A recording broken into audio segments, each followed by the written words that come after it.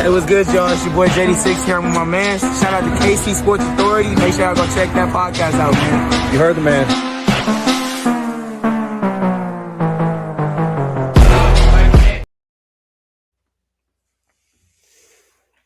Injury concern or load management.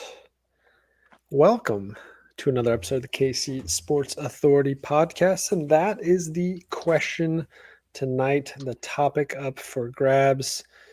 Darryn Peterson did not play last night. It was not announced till post game why, but street clothes heading into the game.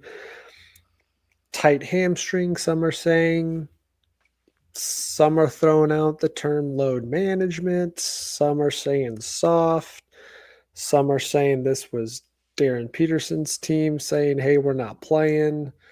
Some say Bill Self's onto something. Who knows? We're going to try and get to the bottom of it tonight. So this is going to be full of thoughts, opinions, questions, maybe some conspiracies. What I will say before we get into it and just go full on in is I don't want this to be an attacking of Darryn Peterson's character or questioning his character per se. I think there are some things that are fair game, but I have read a lot the last day or so from fans that are really going after him more personally on it. Don't know if that's fair or not to say, but definitely want to get into it. So welcome in anybody that is joining us tonight, Twitter, Facebook, YouTube live right now. If you're over here on YouTube, of course, make sure you hit that like and subscribe button below. We would appreciate that. Comment section is open for you live as well as post episode if you're watching this later. Would love your guys' thoughts on Darryn Peterson, the whole situation, because what I can say is everything about it feels fishy. So with that being said, let's get into it. So JB, initial early reaction thoughts on what is going on. What do you think the real situation is with Darryn Peterson and his health concern? We had the cramps a couple weeks ago. We had the tummy ache. Didn't feel well. Tummy ache. We've got the tight hamstring last night. And I've got a lot of Bill Self texts that we'll go through and read for sure and get into it, but want to kick it over to you. Glad to have JB back. Of course, he does have his headphones charged and ready to go for this one. Bob always checking in to make sure we are good to go. Duncan King, hello, welcome. Appreciate you being here. Suzanne Taylor, hello, hi. What's going on? Well, what's going on is we got to get to the bottom of this Darryn Peterson controversy because we do. Whatever the health situation is, it's already creating some frustration, some uncertainty amongst fans because the Darryn Peterson era has been all of 2 weeks. The excitement, the build up to this year, everything he could be, everything we hope and want him to be. And 2 weeks in, there's a lot of people already questioning what the rest of the year is going to look like, how much he's going to play. People are, like I said, people are questioning his character as well. So where do you want to start? Yeah. Well, I mean, you kind of covered the bases of everything that's going on where, some people think there's nothing wrong with him. And like, this is the extreme. The extreme level is everyone thinks there's nothing wrong with him. I shouldn't say everyone, but the conspiracy theorists say there's nothing wrong at all.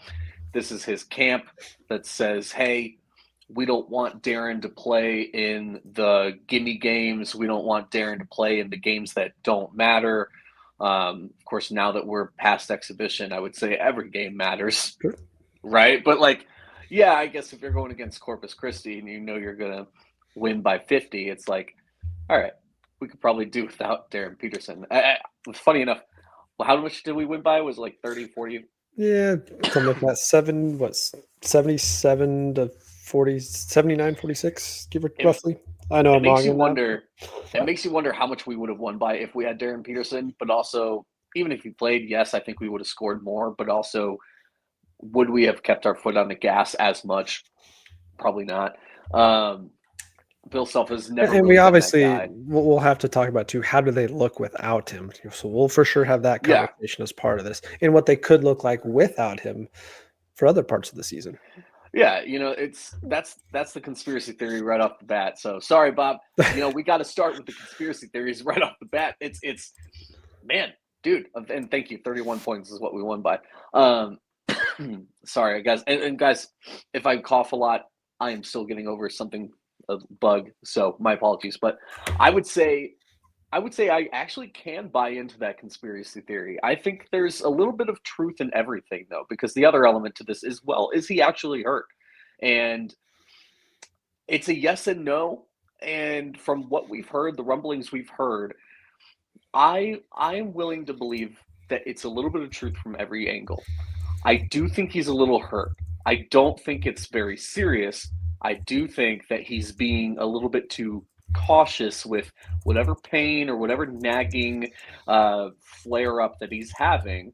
I do think that fear of making it worse through his gameplay is holding him back. I think that's the real concern is, okay, can I be as explosive as I want to be? Can I be as effective as I want to be?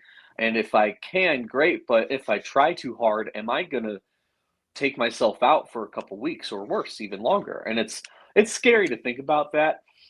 And then you got your camp in your ear saying, "Dude, if you're hurt, man, sit out.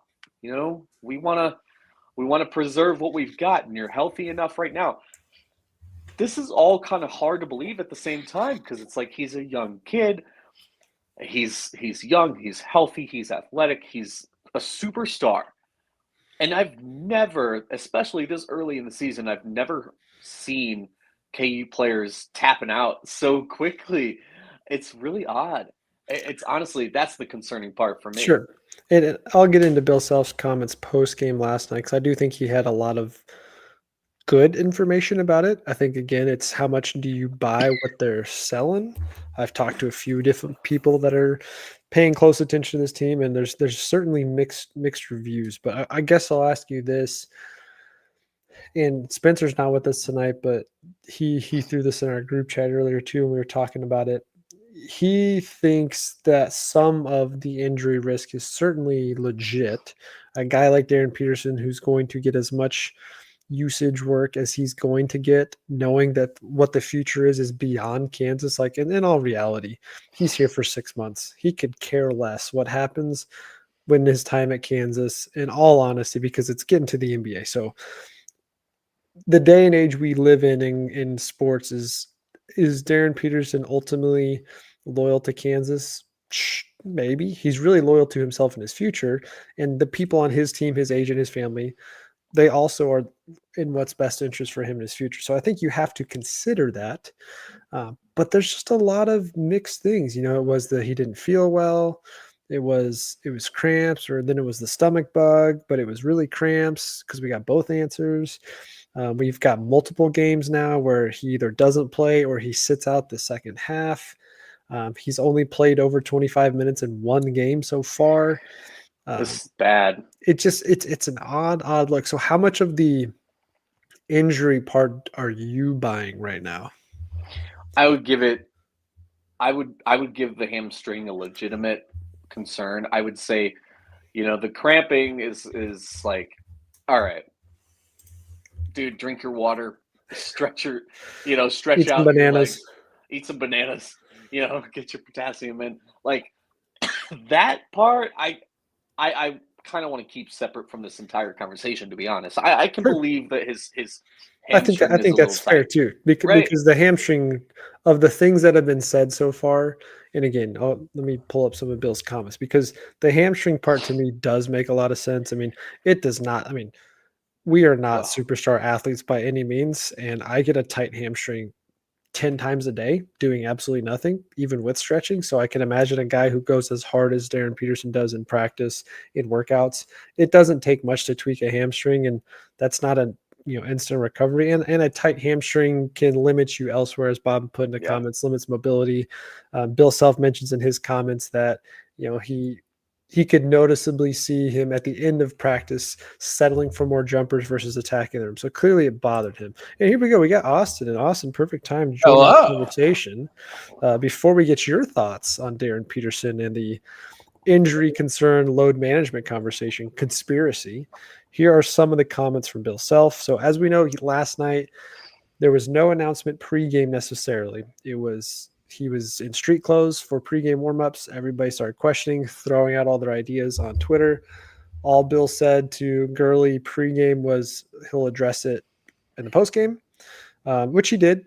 And I was going to read some of what he said because I think there's a lot of important information in some of what he had to say. But post game, his hamstring was tight this morning, so I'm not going to risk it. Hopefully this is just precautionary on the reason why he didn't play. So we look forward to him practicing Thursday, meaning they had today off. But practicing Thursday, you guys know how Bill Self is. If you don't practice or practice well, you're not playing. At least we think that's the case. It was tight after he practiced today. We practiced this morning at 10 and he practiced, so we didn't anticipate this. But at the end of practice, he said he was tight. So that told me no reason to go. This was as much a doctor's decision as anything, saying if it's bothering him, we shouldn't put him out, Self said. If it was up to him, Darryn Peterson, he's playing regardless. But when you can visibly tell at the end of shoot around today that maybe he was settling for jumpers and instead of trying to get to the hole, I asked him, are you tight? Yes, I'm tight. That was enough. Beyond the apparent hamstring tightness, Peterson has dealt with the cramping issues over the last few weeks.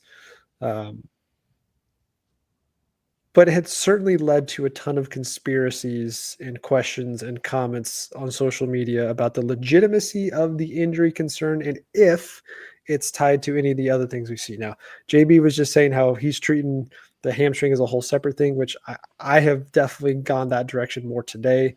I did not get all of Bill Self's comments last night, so reading all of his comments today, of all the situations we've had so far centered around DP and his health, this press conference and the words Bill Self said made the most sense. The previous ones did not make any sense. Not so much. It makes you lead to feel that this was all DP's team. So that being said, JB, go back to your thought, and then Austin definitely want to get your take. Honestly, the more you even talk about it, Keegan, it's like I could see this scenario where, because I was Austin before you hopped on, I was saying I think the truth is that it's a little bit of everything. I think he is probably a little bit hurt. Yeah, it probably is his team holding him back and saying, hey, sit this one out. You know what I think? I think his team wanted him to sit out that first time he missed. And then this time, I think it was Bill Self saying, let's not risk it. This is just me like thinking out loud as we continue to talk about it. I can absolutely see that scenario because, if I'm Bill Self and I know I'm going to win by 40 points, like I'm not risking this, dude. Like, yeah. I think Bill Self had him sit out for this game. The more I think about it. Now, my issue honestly is why is he even getting hurt? Why is this starting to become an issue? We have a world-class training staff at KU. We have the best of the best. We are the top of the Big 12. We are a premier destination for college basketball. Why are we not taking care of our players better? Man, dude, I feel like everything is kind of gone to the wayside when Hootie left because I don't know what's going on. I was thinking it, but you said it. I know that's this is not a diss on Ramsey at all. This is just an observation. I think is a fair observation. We have had more oddball injuries and health concerns and conditioning concerns in the last several years than we ever did when Hootie was here. Now, again, this is not a comparison of those two. Hootie's on an entirely different level. I think everyone across college athletics could probably unanimously agree that Hootie's one of the best in the business, but there has been a difference, at least from that end. I think you're on to something there. It's very difficult to look at all this and think like, all right, there's got to be one clear-cut answer because I really don't think there is. There's a lot. My thing is Austin's over here drinking Gatorade, which is part of the solution. Yeah. Hey, get you some of this. Austin, what's your take on it all right now? I don't even know. I mean, like I've had mixed reactions, but I think what you guys said at the very end, that's kind of where I'm at. Yeah, why risk playing DP against Texas A&M Corpus Christi? I mean, they're not even that good. So, and it clearly showed last night. But I thought it was a smart move to sit him. I mean, if for some reason DP is out for whatever reason in the future, it might as well start figuring out what life is going to be like without DP right now and see what you've got, because you're going to need the team, to pretty much help DP out. You can't, like I've said it, a few times already, you can't let DP do everything for you all season long. So yeah, I think it's good that we have like the team playing without DP. So that way everybody's got a feel for each other in case something does happen to him in the future, which I certainly hope nothing happens to him again in the future. But I mean, with the way that the situation's playing out, I mean, I don't even know. But I think it's good that we're playing without DP right now to get a feel for everybody. Yeah.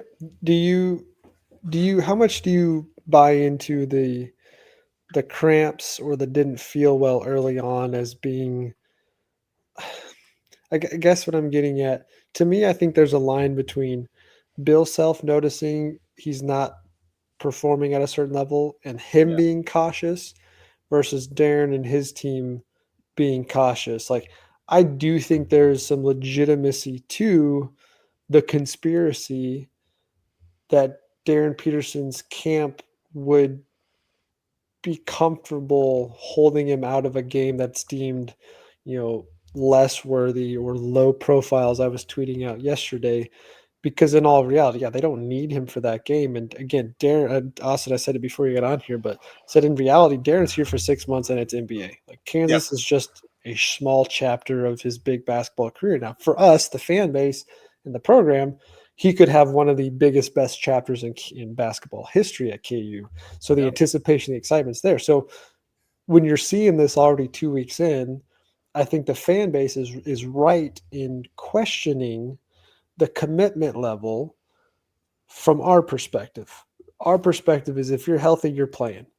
I can see the argument for his team going, there's no reason for him because we don't want him to get injured. And that's what Spencer was saying in our group chat earlier with all of us is, would you rather him be 70, 80% if it's legit against Texas A&M Corpus Christi and then have him be at risk of not being 100% for Duke next week? Or would you rather him miss a game, play half a game Saturday, but be 100% good to go for Duke?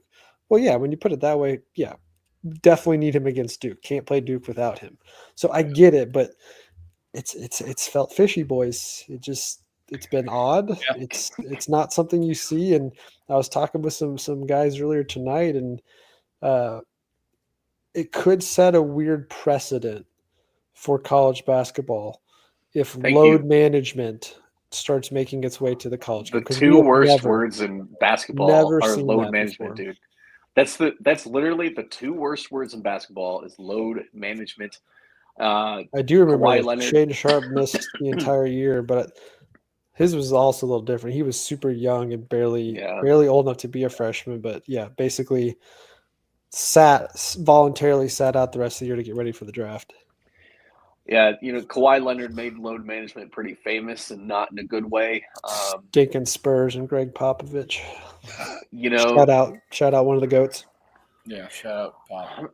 Imagine the people that, go to Allen Fieldhouse for the first time, having bought their ticket, thinking they're going to see Darryn Peterson for the first time. And it's like, man, he's sitting out. He's in street clothes. What is this? And I know it's still a fun experience to be in Allen Fieldhouse. It's still especially fun when we're blowing the doors out, just like beating the crap out of our opponent. And it's like, all right, this is still fun, but I came here to see Darryn Peterson and his crazy athleticism and especially early non-con where it's cheaper to get in. Yeah, dude. As a fan with how expensive tickets are these days. The fact, again, I don't have issue with the fact that he didn't play and he has a hamstring issue. The only issue I have with last night is that could have been vocalized earlier in the day. I don't know how long the shoot around was before the game, but they could have said, Self could have came out and told somebody 2-3 hours before tip off, hey, we're holding Darryn out tonight. It's got a little bit of a hamstring. want to make sure he's going to go. So we're just going to be caught. Like he could have said that. Why wait till post game? Why tell everybody in pregame, oh, hey, I'll talk about it, but I'm not going to talk about it till post game. Like, are you trying to get your story Yeah, straight? it's really Like, trippy. that to me leaves the door open for questions. Like I would rather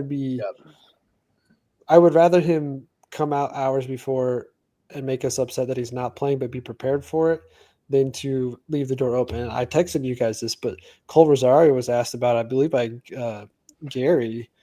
Yeah, I shared the link. Post game, and he's like, "Hey, did you guys know that Darryn Peterson wasn't playing? When did you know?" And he was like, "I don't know how to answer that. Yeah, like next question." Which again leaves the door open to question for interpretation. That they were shocked by it, surprised, and hadn't been coached yet on how to answer the question. I don't know. The whole thing's weird.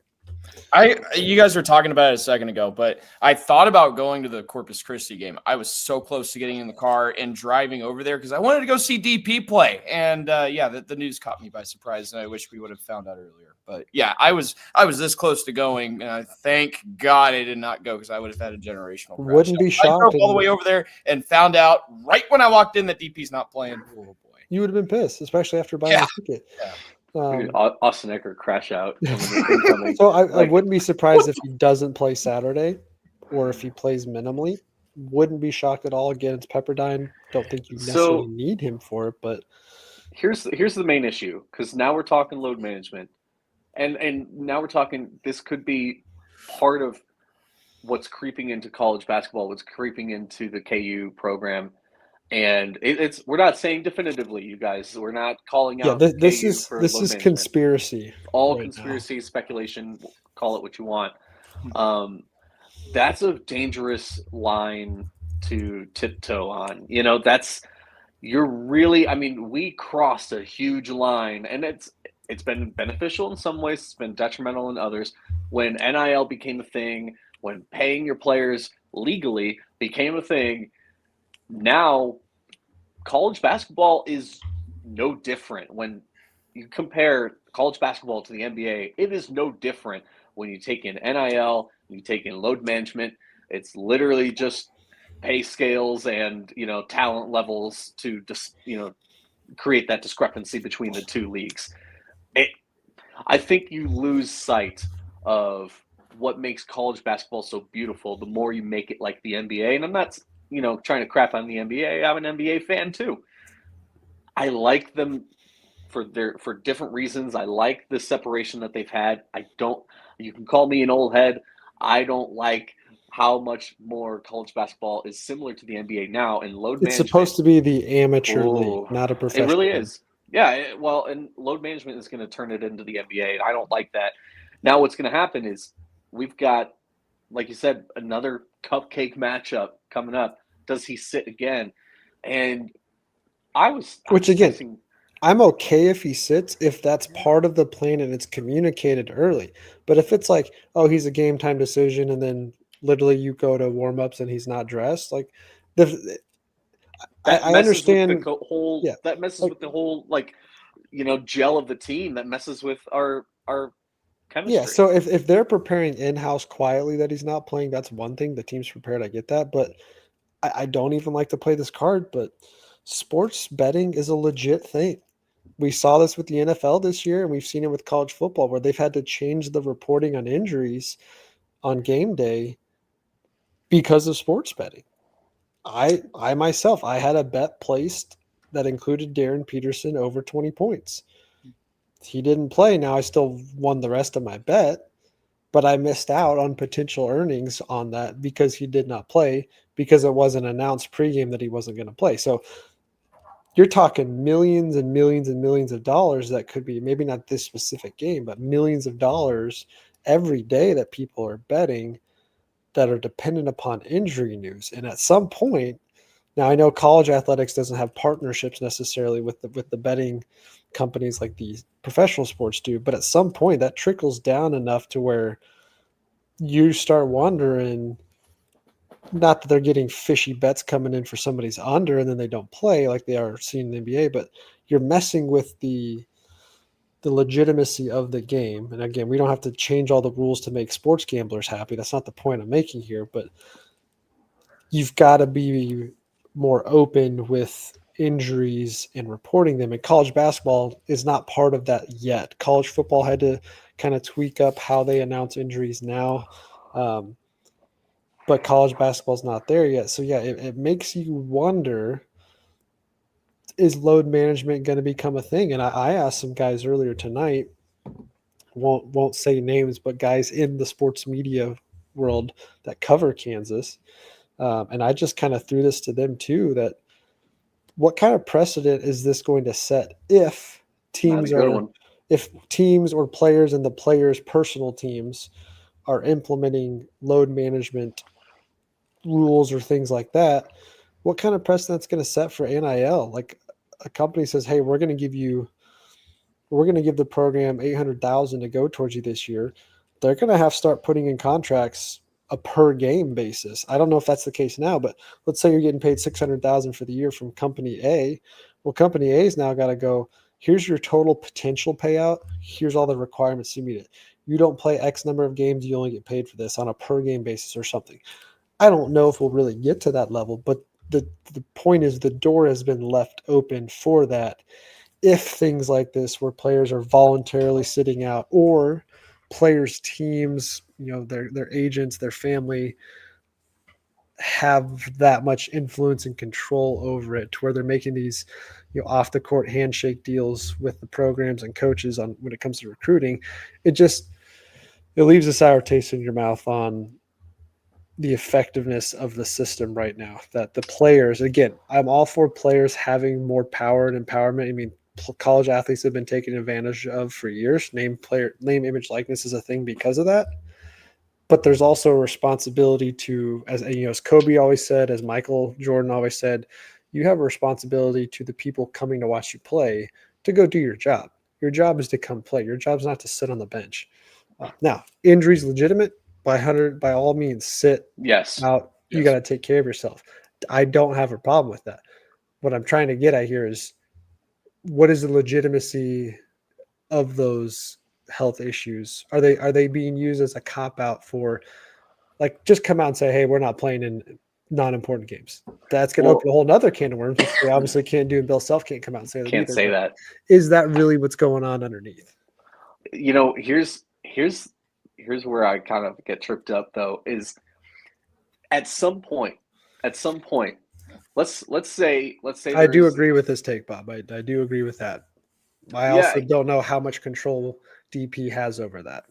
So let's say he's healthy enough to play a game, but his camp is saying, probably best to sit this one out.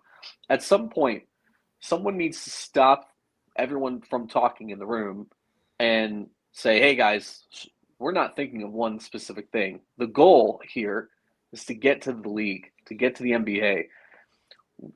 I think this is hurting your draft stock more than it would if you were actually hurt, to keep sitting out games. It's hurting your draft stock more than you were actually hurt. We've seen, I would say that. We've seen in college football guys play and then sit out the rest of the year to prepare for the draft, where as soon as they know they're not bowl eligible, that they skip out the rest of the year, or they do get bowl eligible and they said, I'm not going to my bowl game because I don't want to get hurt. That's different, because right now the narrative is that he is hurt when he could potentially just be a little bit tight. Okay, like he could, but it's like at some point, NBA executives are going to be looking at this situation and say, oh no, is this another Joel Embiid? Is this another guy who's going to want to play every other game? Is this another guy who's going to be just another load management guy like Kawhi Leonard? And yeah, it's great for when you have him, but is he going to be reliable to play game in and game out? I don't know. I think this is a good point by Sully, and this was a thought I just had too, because I'm going to play devil's advocate. Yeah, what you just said. I could argue that in these games that don't matter, that the conversation between the agents and these scouts, for all we know, let's assume Darren's team wants him to sit out games that don't matter because they're trying to save him. Let's say that's the case. I would also then assume that his agent's probably feeding information to scouts and league executives that, hey, this is not a concern.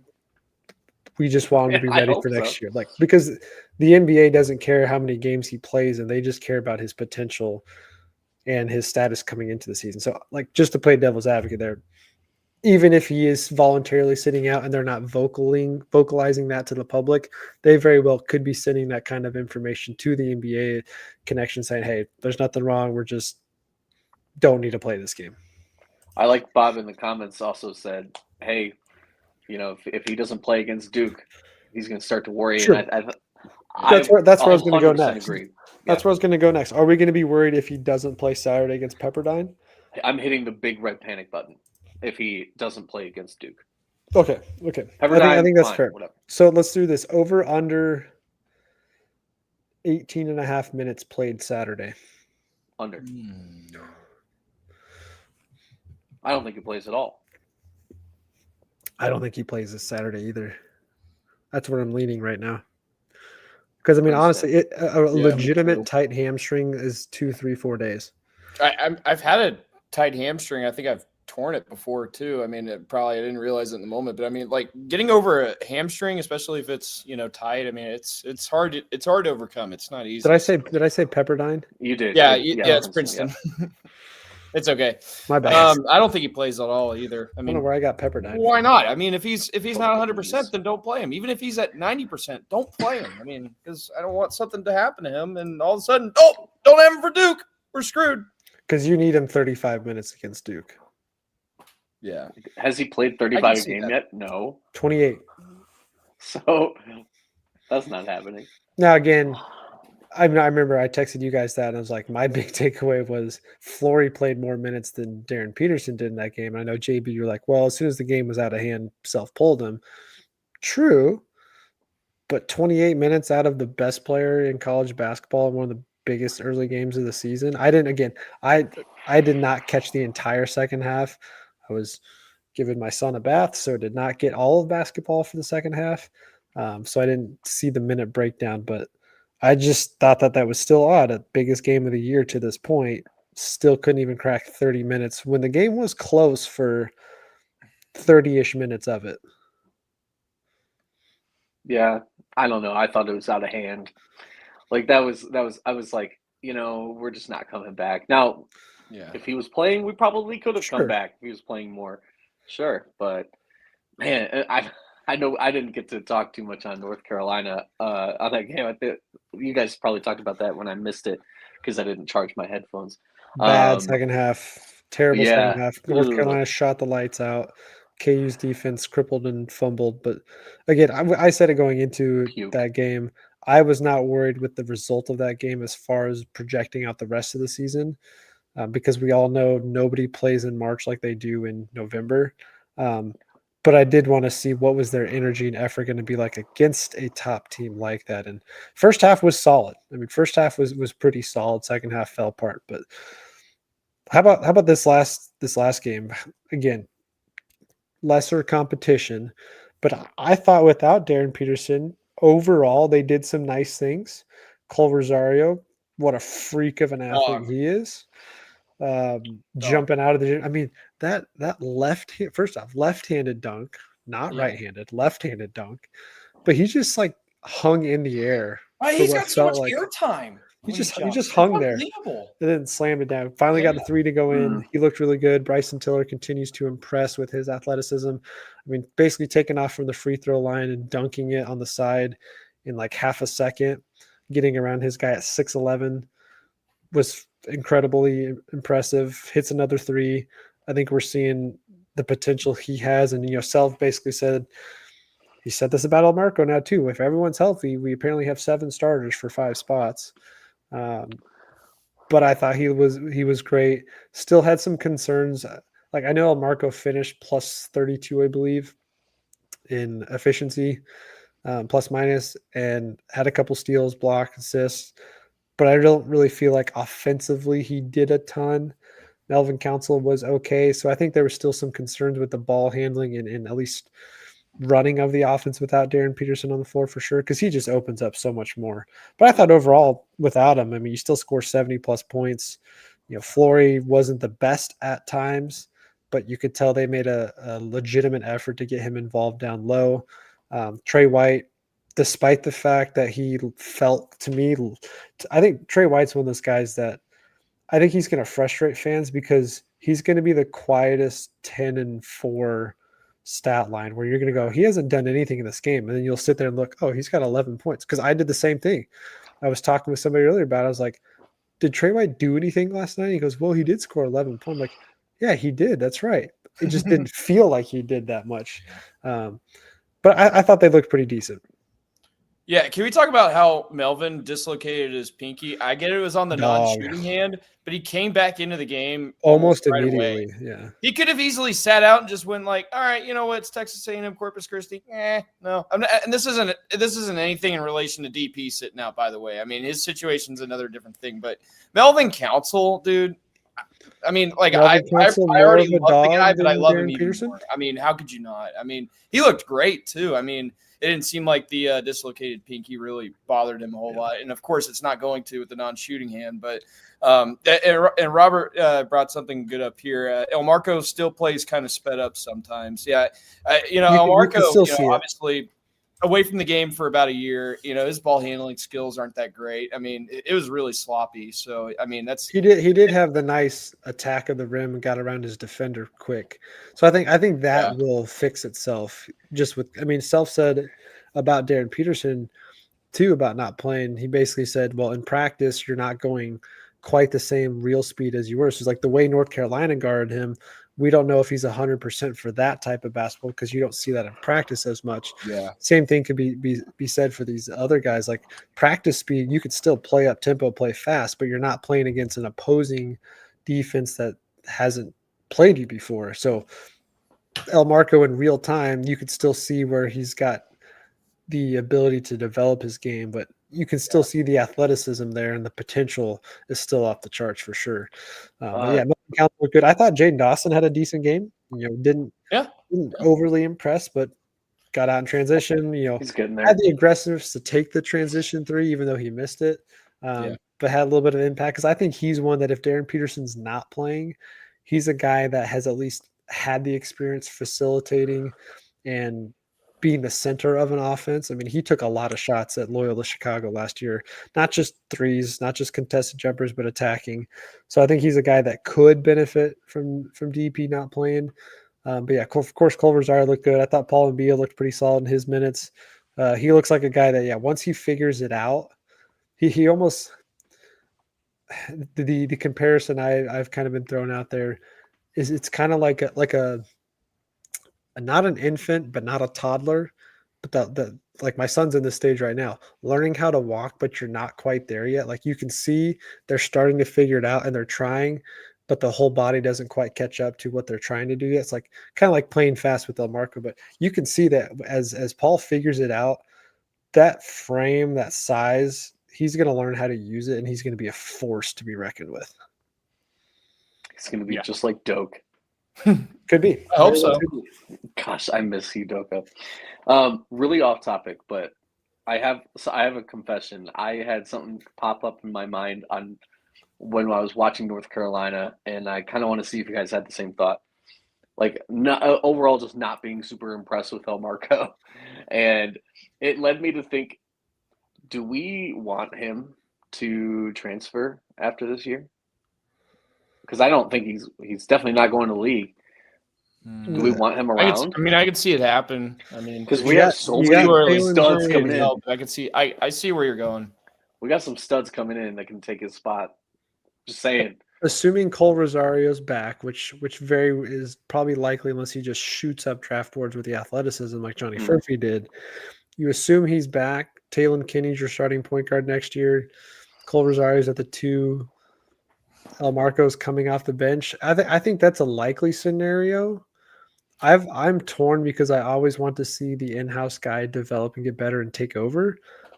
But I'm also, because of this day and age of college basketball, I wouldn't say I'm quick to analyze a guy's potential, but I'm also not as patient to hope they get there because it's not about development. I mean, again, it's so hard to do. I was on a podcast last night, and he was asking me about development over the course of several years. And I was like, it's so hard to be a coach nowadays because as much as you're preparing for the future, you got to win now in the moment. So I can't care about what sophomore, junior year El Marco is going to be. I need to care about what he is right now.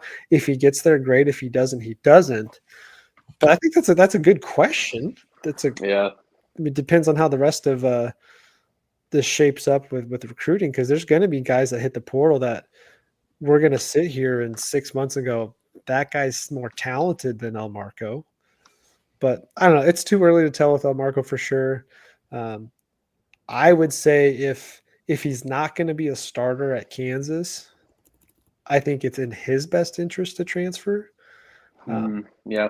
If he's not good enough to start for Kansas next year, he probably also should transfer, because you're going to find there's always enough guys to come in to be a backup point guard, I think. But no, that's a good question. It's a fair question.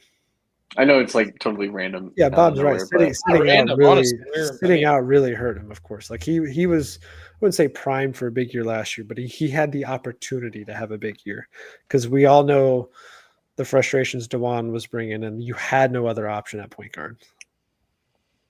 Did you guys see that we have our second biggest fan in the comments? New What up, Testament Chris? Christian. What up, dude? Welcome. Actually, I don't know if that's dude or gal. That's Chris Freeman, isn't it? Or no? I don't remember. Maybe Chris. I know Chris did change his handle at some point. I can't remember now. But Chris Freeman, also one of our top listeners. I have a memory like an elephant. That could be. Sometimes, only sometimes. Actually, it's very, very much not like an elephant. I am. I don't remember much, but I feel like I got that one. I don't know. He's gonna have to comment again to tell me if I was right or wrong. Back to basketball. My other takeaways without Darryn Peterson is there still a concern factor on who's going to be the offense initiator and the go-to guy. Like even with Darryn Peterson healthy and playing, you still really don't have we can all say Flory's your number 2, but the way he plays and the way the ball moves around, he's not always a definitive number 2. He's also not going to be your go-to when you need a bucket. Like that's hard to do with a big man. So I do think that's out there. And I think Melvin Council has potential. I think Jane Dawson. I think we're going to need to see Trey White be some of that. Heck, Jamari McDowell had some nice minutes last night, took some jumpers. Samise Calderon got in there. So, I mean, the jury's definitely out on this team. I think when it comes to identity without Darryn Peterson, no clue. With Darryn Peterson, you can kind of see what this team's going to be. They're going to be athletic, run and gun, pick and roll, pick and pop, get guys open. But without Darryn Peterson, guys are going to have to step up for sure. And the couple guys that have looked good. Well, I think in this past game, it was a healthy mixture of Flory Benuga, of Bryson Tiller, of especially Cole Rosario leading us with 16 points. I mean, Cole kind of made his case for being, hey, if DP's out, I'm that guy. But he really wasn't making the case for himself before last night, I guess, before that game. He didn't do a whole lot. So it's kind of like, man, is he going to be the guy when DP's not there and not either not playing, or if he's in foul trouble, is it going to be Cole? I don't know. I think toward the end of the year it could be. Yeah, and Flory had foul trouble the first half, so didn't crack 20 minutes. Not that you needed him to. Bryson Tiller played 18. Paul Mbia played 11. Though. They even played Trey White at the 5 a little bit because Corpus Christi's a little undersized. So Trey White played some time at the 5. Cole Rosario, I think he took full advantage, and he definitely plays better with the mustache shaved. I mean, dude, I talked about that post game too. He's got to shave it off. Dude, I texted you guys. Do you remember though? First half. Dude, I am not shaving this ever. I'm not shaving this either. I don't care if I become the best podcaster in the world. I'm not shaving this. I will trim it. I will not. But we are going to have to throw some kind of scenario out there that requires all of us to put our facial hair on the line for it. Oh, hell no. We'll have to come up. Oh, no. I'll go without facial hair for a full year if we win the national championship. Ooh, that's a long time. I'm not kidding. A long time to commit. Yeah, you want to think of like out and if KU doesn't finish. Go for it. If KU doesn't finish top 5 in the Big 12, worst case scenarios, we have to do it. Oh no. But anyway, more likely, unfortunately. I remember texting you guys though, coming out of a timeout. I can't remember the exact play Cole had, but coming out of the timeout, I texted you guys, was like, dude, that close up the camera just had him. He was like, game face, pure game face locked in, and the rest of his game was nice. Even when he's missing shots, his athleticism on putback dunks, getting rebounds, fighting for loose balls, he's going to keep earning playing time even if he's not hitting shots. And he still needs to shoot more and take more shots for sure. But really liked what I saw there. Now, how is that going to look against Princeton this weekend? Who knows what it would look like against Pepperdine because we don't play them. But Princeton Oh my could be God. interesting. Princeton's always a tough, gritty type team, no matter who's playing for them. Yeah, they are. Guard well, like to shoot, play aggressive. It'll be another good game for him. But yeah, it's really all eyes on what happens with DP over the next week, and is this going to be a lingering issue all season? I think that's the concern factor because without Darryn Peterson, we know this team's not going to achieve nearly as much as is expected. Without Darryn Peterson, we are like a 10 seed. I would not be shocked if we were a 10 seed without Darryn Peterson. I think I was we still make the going to tournament, say but I think we're a 10 7, seed. but I think Worse than 7 last year's team. I think we're worse than last year's team. Shout out to Derek Johnson because on Locked On Jayhawks, he posed that question of, is this team without Darryn Peterson better than last year's team? And he was like, I could see both ways, but I feel like I'm leaning toward this year's team without DP being better. I'm like, no. It's the athleticism. I don't know it's what he's because of cracking, the dude. athleticism. Last year's Jeez. team, I mean, Hunter Dickinson was still going to give you 20 and 10. KJ was still going to give you 10 and 4. Just it was ugly. It wasn't pretty. And if they were like last year's team was not built to play catch up. This year's team, even though they're not shooting great from 3 yet, they have a higher capability of running with teams. Now we saw it get out of hand with North Carolina, 100%. It did. But there's so much more athleticism with this group that if they needed to, like last year's team, you couldn't change the play style. There's nothing you could do last year to change the play style unless Hunter's sitting on the bench and you're running Floyd or KJ at the 5 and just going small ball run and gun. This year's team, you have a little bit more of that. And you still have more, even with Darryn Peterson now, you have more depth. So I think this team's ceiling is higher than last year's team, even without Darryn Peterson. Now the floor, who I don't know, but I would still rather watch this team without Darryn Peterson, I think, than watch last year's team. Dang. That's hilarious. That's knowing that Hunter Dickinson just a little bit. I mean, again, Hunter Dickinson statistically had 2 of the probably top 15 seasons in KU basketball history, give or take, somewhere in there, top 25 at least. But it's also the 2 worst seasons we've ever seen under Bill Self. So, I mean, that's fair. That's fair. I don't know. I feel like last year's team wipes the floor with this year's team without DP, but I really don't think there's a contest. I don't know. Like, you can talk about depth, you can talk about ceilings. I just think overall, I love last year's team comparatively.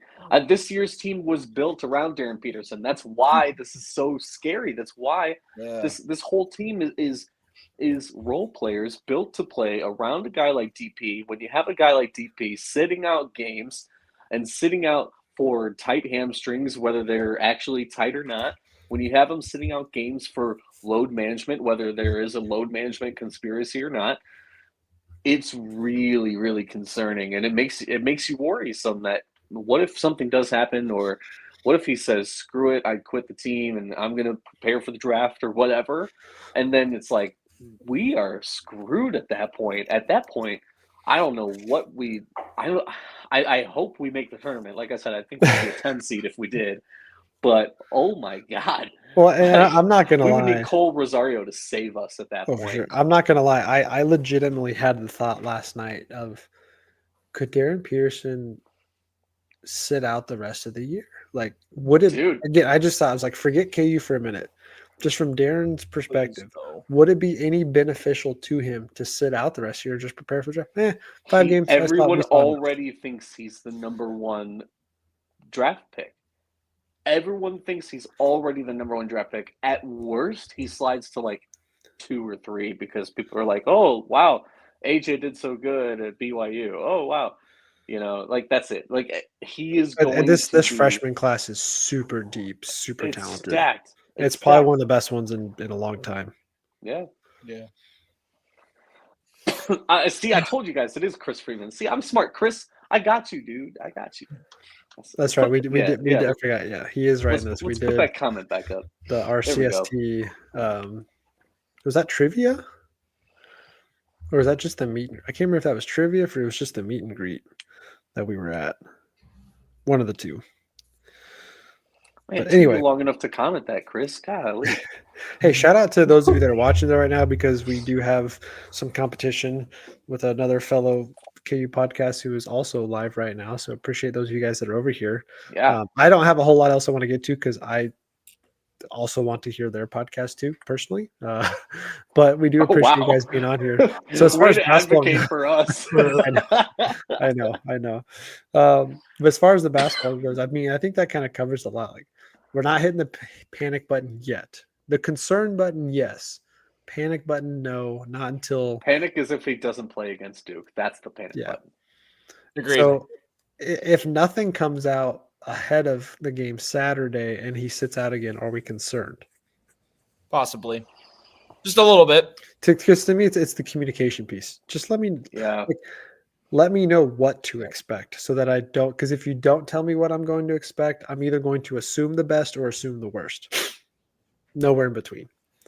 So that's my thought there. And as far as the rest of the season goes, I don't want to know what this team looks like without Darryn Peterson, because again, we have all been waiting for this season for 2 years now, essentially, and super pumped for what he can bring. So we need anybody and everybody to just throw good vibes his way. Anybody that's in the physical therapy, sports nutrition world that's looking for some NIL deals, I know a guy who could be interested. Plays for Kansas, wears number 22. Looks like he could use a little bit of help there with whatever's going on. We got to get Mitch on the Gatorade. pod. Oh my God, it's yellow, but this stuff. Yeah. Our viewers don't know my buddy Mitch, Mitchell Montgomery. He's one of my best friends, and shout out Mitch, love you, buddy. He could not hop on tonight, but he's a physical therapist. We have tried to get him on before. We've tried so many times. He's always busy. But I assuming this will continue to be a topic of conversation, if we can have him hop on next week, you can probably shed a little bit more light on, the physical aspect of recovery and, what Darryn Peterson could be feeling, what sort of limitations he could have, because that'll be his wheelhouse. So I do we can talk next week with him. Credit. This is why I wish Spencer was on tonight. But Spencer did, really mention, hey, if you're going as hard as he is and you're as important to your team as he is, we do want him 100% for the games that matter most. And so why risk it? So I do think that's very important for all of us to sit back and recognize. It's just, again, the whole situation has been a little fishy from the start. There's been mixed opinions, mixed thoughts. Just there's been a disconnect of information, it feels like, and nobody seems to know the answer. But if this is something he's going to be dealing with, you would like to just have some more light shed on the situation so that the fan base can understand, what to expect. And again, maybe they don't even know what to expect at all right now from Bill Self and his side of it. But it's weird. Don't like it. Hope it's not what some of the conspiracies are with load management and all that, because that just would be so wrong for the game of basketball at the college level for sure, and would set just a really nasty precedent for what players could do in the future. But hope that's not the case. But other than that, I don't have much else for basketball. We don't have to talk KU football because that was another ugly, disgusting, depressing. I didn't watch. I told you I was done. You did. You said last week you were done. That game went exactly how we all expected it at the end. I had somebody ask me today, they're like, Keegan, how confident are you we get the job done in Iowa State this week? And I said 0. Said there's nothing about this team that should give you any confidence they can win either of these last 2 games. And if you want to find confidence, then you're looking at last year's wild 3-game stretch that they pulled off and nobody has any understanding how they did. because this team, the way they're playing, there's no confidence that they're going to march into Ames and get a victory to become bowl eligible, despite the fact that Iowa State is not as tough as they have been. I get that, but the offense Just looked breaks my good for a heart, dude. half, and then second half, again, I said it last night. I don't know if it's Dabrowski, I don't know if it's Leipold, if it's a combination. Who knows how it all works there, but second half, the gas pedal is not down. They get complacent, they get comfortable, and they lighten up and change the game plan and just let the other team back in and go, oh no, the game's slipping away. Like, how many of you, I mean, you guys saw Michael Swain reposted it and tweeted, I can't remember who sent out the original one, but it was the projection win-loss. It's like, it's got the team that you play top bottom. So top was the projected team to win, and KU was the team that should have won the game, but they lost because they find ways to lose games. So yeah, I'm out. I have no confidence teams winning either of these last two games, and they are not going bowling, and they're going to finish 5-7 again. And football becomes a disaster to your off-season conversation of what do we do next. It just breaks my heart though, because honestly, I really just want us to win one more game, get to a bowl game, and win that bowl game, because I feel like JD deserves to win a bowl game. Yes, because he just deserves it. All right, look. He has not played his best this year. I don't care. He's not played his best for a while. I don't care. I still say he deserves it. Looking back, I'll say this. Looking back at JD versus Jason Bean, I love Jason Bean, and we have been through our ups and downs with Bean.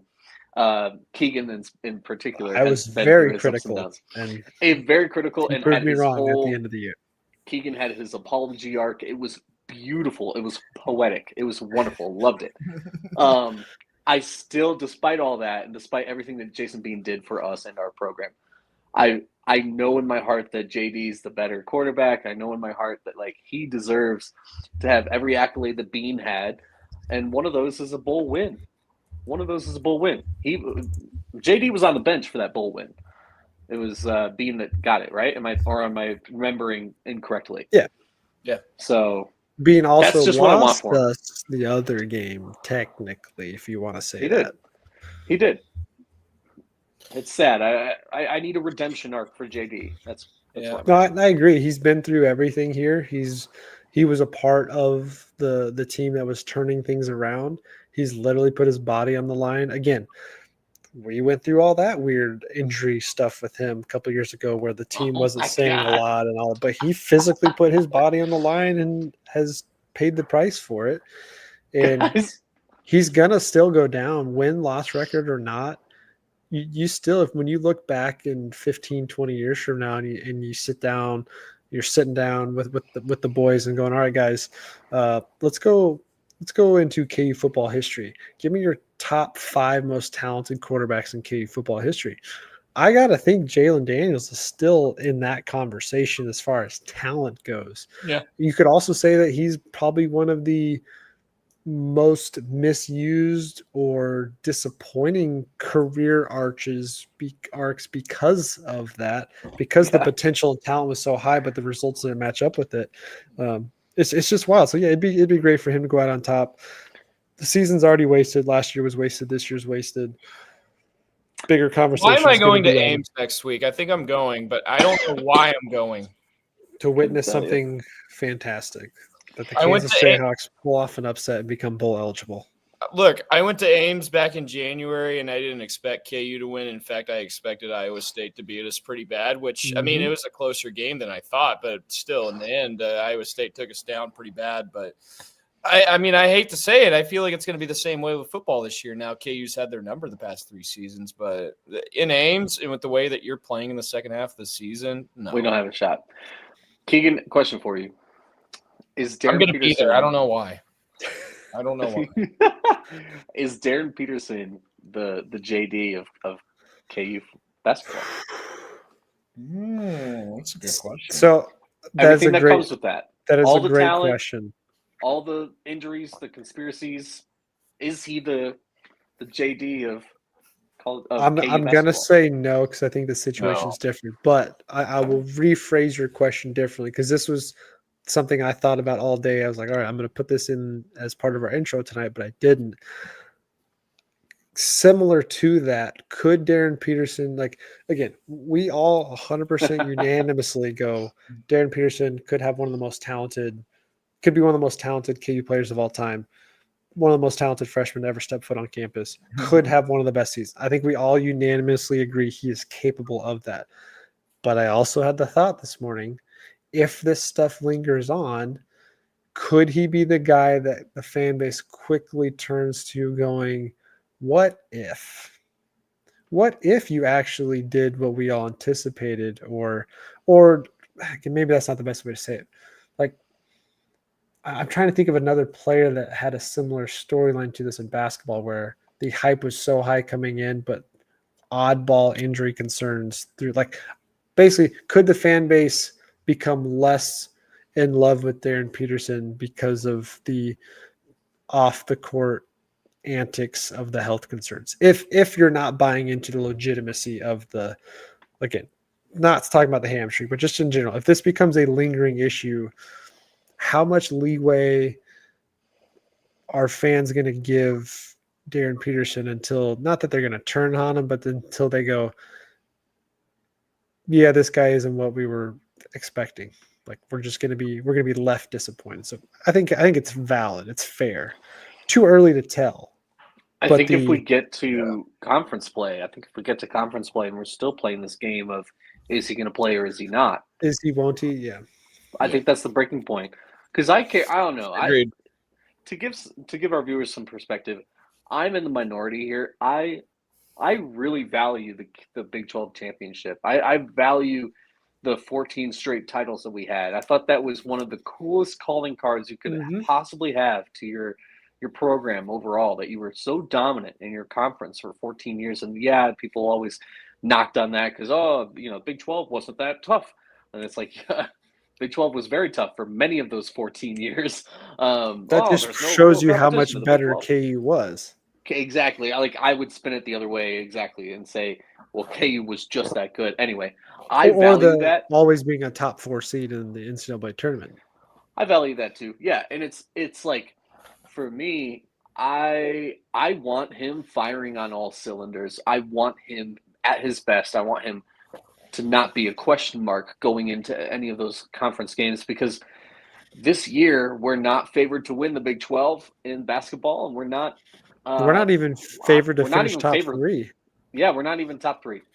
We're probably going to finish 5th, and that's not looking too good. Maybe 4th. It's a weird it's a weird feeling. Yeah, and I think I've gone back to I agree with you. I've gone back to these last 2 years really ruined the fandom for a lot of people, because it just was such a frustrating 2 seasons watching what happened to where your expectations, I think, became so tempered. Like, we all agree it's championship or bust every single year. That's just Kansas basketball. But also there's a part of you that goes, I'm just excited to watch Darryn Peterson play basketball in a Kansas uniform. Could care less if we win or lose. I'm not saying that we don't care about winning, but the expectations have been tempered some because of the last 2 years, that when KU's not preseason favorite, when they're not preseason favorite to win the Big 12, they're not preseason top 10 overall, usually we're going, what the heck? That's ridiculous. How could they not be? This is Kansas basketball. What are you talking? What game are you watching? But the last 2 seasons left such a sour taste. I think even me, I've been at times coming in, my thought process coming to the season is, I'm okay not saying Kansas is the best team in Big 12 this year. I'm okay saying I don't expect them to win the Big 12 championship this year. And I hate that I'm okay with that, because I've never had that in my entire life. But I think that's also been the reality because of the last 2 seasons. Now, again, Darryn Peterson could quickly change that if KU goes on a nice run and looks like the team that they can be. But I think there is something to that these last 2 years have just lessened our confidence level to a degree that you're not used to. For sure. Yeah. I mean, the last 2 seasons have definitely lowered the expectations, and it doesn't feel right. But I mean, you got to do. It's just not something you're used to. Yeah. And I don't want to get used to it. And this year's hopefully still going to be the upturn. But yeah, it's odd. It's weird. Don't like it. But there's a lot of basketball left, and we've got a week or so until Duke to know if this stuff is legit or not. But that's all I got. Anything else you guys have on your mind? Let's see, basketball, football. I mean, I don't really have anything on football other than I wasn't. The only thing, we don't have to talk about this tonight, but I was asked about this too by somebody with the football concerns. We already lost JJ Dunnigan, which totally understand if you get an offer to go play football at KU or go play at Miami. I'm going to Miami. It's just what it is. I get it. Yeah. There's been a little bit of a divide of fans that are ready for the Jalen Daniels era to be over, not because they're tired of JD, but they just don't like the marriage of JD and Lance Leipold because it really hasn't worked without Andy Kotelnicki. So there's a part of people going, I just look forward to seeing David McComb or Isaiah Marshall next year. Lance Leipold has instead said, hey, we really like Cole Ballard. Nobody wants Cole Ballard to start now. This is nothing. Again, I said this on a podcast last night. But nobody wants him to start. KU fans are going to be mad if he starts next season. Yeah, but this has led me to the thinking, with the way things are going, would a Zeke Marshall, would a David McComb transfer in the offseason? And because they're not confident with the pro, like that's a legit concern. But the way this season's gone, I don't know how much trust you would have in the coaching staff to get you there if you're either of those two. I would like to think that Zabrowski is salivating some, putting together game plans. I don't think he's as mad crazy as Kotelnicki was with drawing up plays, but I do think he's very talented in scheming. I don't know how much control he has of total game plan, but there's a concern that you lose guys this offseason that are supposed to be part of the building of the program long term, and you're going to have to go find a quarterback. But we can save that conversation for another couple weeks down the road. Because if KU doesn't become bowl eligible, they lose out on those 6 extra weeks of practice, which is so critical for next year's squad, especially in identifying the guys that are capable of being starters for you next year that don't start now. So there's a lot up to grab for KU football over the next 2 weeks. And again, my confidence level is pretty much rock bottom when it comes to them winning either of these games. But they could do it. I still kind of want to go to the Utah game Friday morning, post-Thanksgiving, Black Friday, 11 a.m. kickoff. Could Trap be something. game possibly. Maybe. You never know. But I think by then Utah will know if they're going to be in the Big 12 championship or not, but it could come down to that game. Yeah. And their college football playoff hopes. So could be a trap game because outside of that, KU really has nothing to play for. No. Especially, I guess if they lose this weekend, then they have bowl eligibility to play for, so they might be more motivated. But I guess what I'm saying is they have less to lose than Utah does. Yeah, but nothing's going to motivate this team. They're clearly not motivated enough to end a losing streak and make adjustments during the bye week. Which that's something I'll be looking for. Are you actually going to make adjustments during your bye week this time? Iowa State's on a bye week too. So how are you going to handle that? Going up against a team that's also on a bye week, you're going to let them steamroll you again? You bet. I'm expecting that now. I'm like, it's not going to surprise me, but still, like, can you make adjustments during the bye week? You have 3 bye weeks. Wait, they're not on a bye this week. Iowa State? Are you sure? No, KU. Oh, KU. Oh, yeah, they're on a bye week. They're not. They played Saturday. Next Saturday. Oh my gosh, I am a week off. Wow, today's only the 12th. Yeah. Iowa State's also on a bye week. So they don't play football Saturday. That tells you how not locked in the basketball game. Basketball's on Saturday, so that just proved my point right there. Me not knowing KU doesn't play football this weekend, they play next weekend, proves my point. I'm dead. Austin missed it. Before you hopped on, Austin, I was like, "Hey guys, sorry, I'm a little sick still. Coming, got this bug I'm trying to get over. So I've been muting myself to Everybody's cough. Sick. That time I didn't. I think the allergies. Wash your hands. Don't touch your face. Well, what happened was I stayed out for 2 hours. All right, it's quick story time. Totally unrelated. Go for it. Halloween night, my wife and I, we were like, all right, the last couple of years, Halloween's kind of been a drag. Hardly anyone comes. We're going to leave out the bowl because we were trying to be nice and, answer the door for the trick-or-treaters and give the candy out to the little kids. But we were like, no, okay, like we're going to do the bowl this year and just leave it out. But we stayed home and it was still early on. It was like 6:15 and these two little kids come out. I shouldn't say little kids. They probably were about like 12 years old. Like that's like not too little anymore, right? Like that's like toward the later years. That's too old to be Trick or treating. Yeah, so like they come by and it was 6:15, still very early. They emptied the bowl between the two of them, and like classic, they just took the bowl because it was unattended and threw. I mean, I would do the same thing. I would do when I was a kid. Yeah, who cares about other kids' candy they get that night? No, you're gonna leave this out for me. My goal is to fill my bag with candy. I succeeded. We put half of that. We put half our supply in there initially, so we still actually had candy despite them emptying the bowl. So I decided I'm going to put the other remaining candy in the bowl, and I'm going to sit out there and I'm going to pass out candy. And if there's going to be a lot more people coming, great. And there was plenty of people coming, so it was worth it to sit outside in that respect. But it wasn't, because at the end of the day, I spent 2 hours outside in the cold, and I've been sick ever since. I've been coughing up mucus. It's not fun. Yeah. So I don't know. That's just me. I like all that to say, kids are still devious little mutants to this day, and I can't blame them. But now I'm sick, so whatever. Next year we'll see what we do. Instead of you making me sick, I'm gonna make you sick, dude. Yeah. See how you like it, No, don't do that. No, don't watch. do I'm that. sick all the way until next year, and it's just it feels like it's. Oh, it's that time of year. It's that time of year. Everybody gets a cold, and it lasts for 6 weeks. That's just how it goes. KU football's had a cold for 6 weeks themselves, and can't seem to get over it. Oh God, you're never gonna get over it. No. On that note, I think we're done. Yep, that's all I got. Again, we'll be back here every single week, Wednesday nights. We can certainly mix in other conversation, Chiefs, Royals, NBA, NFL, anything you guys want to. Have no problem with that. So send anything our way you guys would like for us to talk about.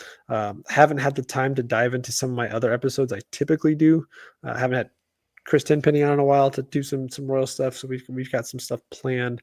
But wanted to at least try and commit to one episode a week to live to engage with all of you. But if you guys have things you'd like for us to talk about or throw our way, feel free. Would love to have more interaction with the listeners and talk about what you guys care about. So send that all our way.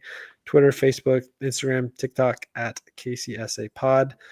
Leave it in the comment section here on YouTube.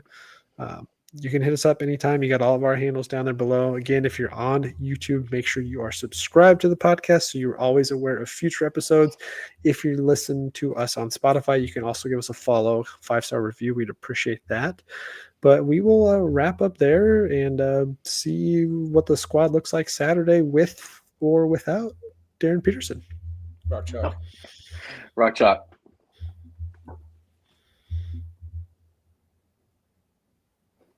Keegan, this is your cue.